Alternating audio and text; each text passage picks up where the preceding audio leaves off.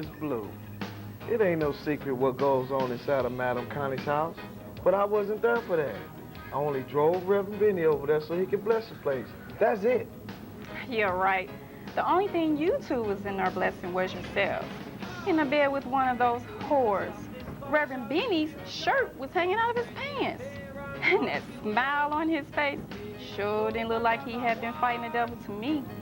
See, that goes to show how much you know about Reverend Benny. Every time Reverend Benny comes out of Madam Connie's house, he always come out with a big smile. I always looked at it as the Holy Ghost in him. Mr. Starr, you're full of it, if you know what I mean. I've been watching Reverend Benny for a long time now, and he don't seem to be your everyday preacher. That's because he's not. Reverend Benny don't pretend to be something that he's not.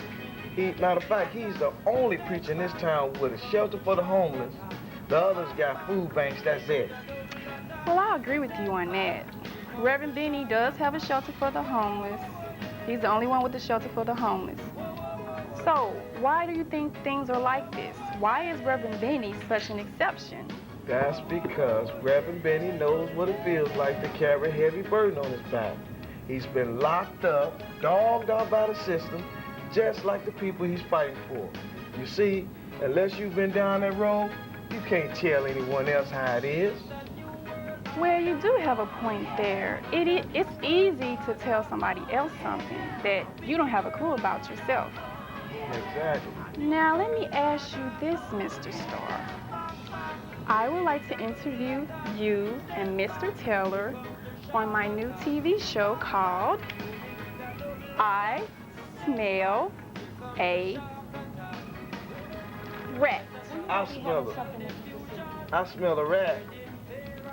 I smell a rat. That's kind of catchy.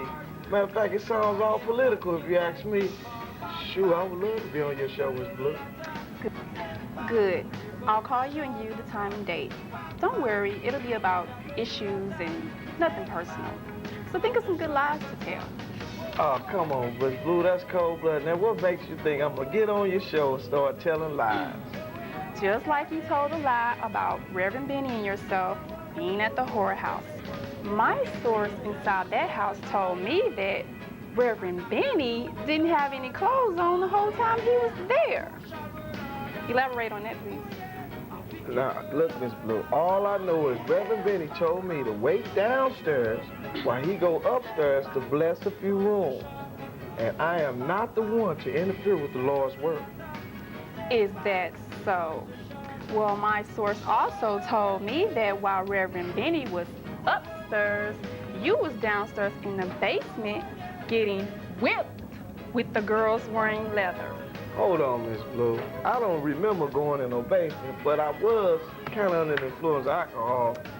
But I don't remember waking up with whip marks on my body. You know how it is, Miss Blue.